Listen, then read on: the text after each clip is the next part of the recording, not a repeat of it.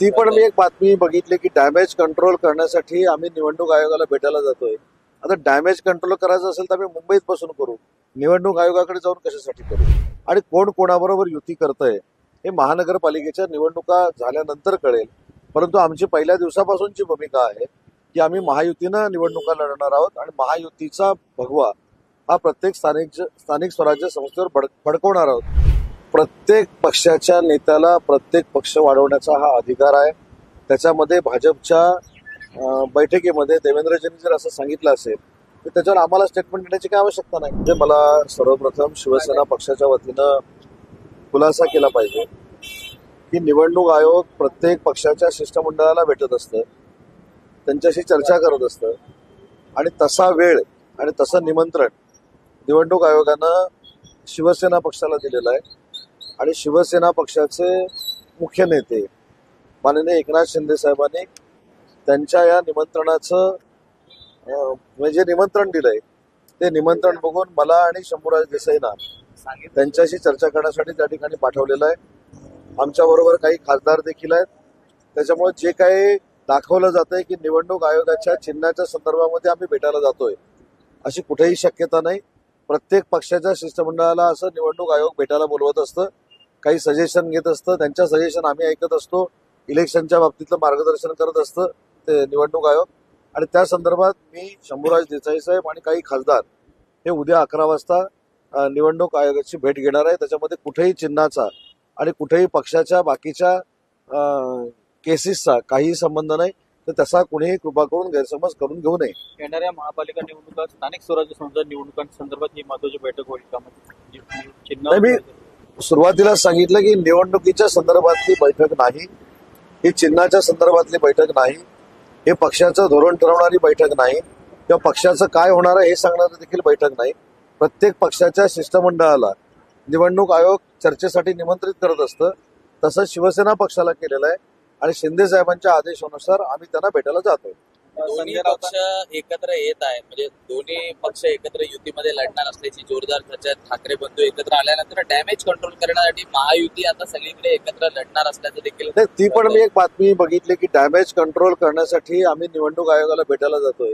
आता damage control करायचं असेल तर आम्ही मुंबईत बसून करू, निवडणूक आयोगाकडे जाऊन कशासाठी करू? आणि कोण कोणाबरोबर युती करतंय हे महानगरपालिकेच्या निवडणुका झाल्यानंतर कळेल. परंतु आमची पहिल्या दिवसापासूनची भूमिका आहे की आम्ही महायुतीनं निवडणुका लढणार आहोत आणि महायुतीचा भगवा हा प्रत्येक स्थानिक स्वराज्य संस्थेवर फडकवणार आहोत. हे पहिल्यापासून आम्ही सांगतोय. त्याच्यामुळे महायुती आम्ही नव्यानं करणार आहोत, आम्ही महायुतीतनं लढणार आहोत हे आता काय सांगायची आवश्यकता नाही. प्रत्येकाला लोकशाहीमध्ये कोणाबरोबर युती करावी हे स्वातंत्र्य आहे. परंतु अजून भरपूर दिवस आहेत, अजून महानगरपालिकेच्या निवडणुकांच्या तारखा जाहीर व्हायच्या आहेत, अजून सीट वाटपाचं धोरण तयार व्हायचं आहे. त्याच्यामुळे आमचं धोरण निश्चित आहे की आम्ही महायुतीच्या मार्फतच स्थानिक स्वराज्य संस्था लढणार आहोत. संजय राऊतांनी आरोप केले आणि चॅलेंज पण केलेलं आहे की येणाऱ्या काळामध्ये जेव्हा ही संपूर्ण सुनावणी होईल तेव्हा बघा, ज्यांनी आमचं पक्षाचं चिन्ह आणि हे सगळं चोरून नेलेलं आहे हे सगळंच जप्त होणार आहे असं देखील त्यांनी. म्हणजे तुमच्या एक लक्षात आलं असेल की आम्ही दिल्लीला जात असताना त्याचा कसा फेक नरेटिव्ह सेट केला जातो की आम्ही दिल्लीला निवडणूक आयोगाच्या भेटीला जात असताना शिष्टमंडळ म्हणून त्यांनी आम्हाला निमंत्रण दिलेलं असताना ते आम्ही सुनावणीच्या संदर्भात जातोय आणि सुनावणीमध्ये आम्हाला योग्य तो न्याय मिळणार नाही अशा पद्धतीचा जो एक फेक नरेटिव्ह सेट करण्याची पद्धत आहे ते आज आपल्या पत्रकार परिषदेनं सिद्ध झाली. त्यांच्या काल उद्धव ठाकरे यांचा वाढदिवस होता, त्यांना अभिष्टांजली करण्यासाठी मनसे अध्यक्ष राज ठाकरे स्वतः मातोश्रीवरती गेले. पुन्हा एकदा दोन्ही ठाकरे बंधू एकत्र येतील चर्चा धरून मी काल देखील याच्यावर सांगितलं की राजसाहेब उद्धव साहेबांना भेटले, त्यांना शुभेच्छा दिल्या. त्याच्यामध्ये मला असं वाटतं की ही एक प्रथा परंपरा आहे, संस्कृती आहे, त्याच्याकडे वेगळ्या अर्थानं आम्ही बघून आम्ही त्याच्यावर काही स्टेटमेंट द्यावं अशातला भाग नाही. राजसाहेबांनी ज्या शुभेच्छा दिल्या त्याच्यामध्ये आमच्या पण शुभेच्छा होत्या असं समजा. दोन्ही ठाकरे बंधू एकत्र आले तर महापालिका निवडणुकीमध्ये महायुतीला फटका बसू शकतो का? अनेक निवडणुका आम्ही महायुतीने लढलेलो आहोत. एक निश्चित आहे की मुंबई महानगरपालिकेपासून तालुका पंचायत समितीपर्यंत महायुतीनं आम्ही लढू आणि महायुतीचाच भगवा स्थानिक स्वराज्य संस्थेवर असेल. काही ठिकाणी वेगळ्या लढण्याबाबत काही चर्चा होती का महायुतीमध्ये?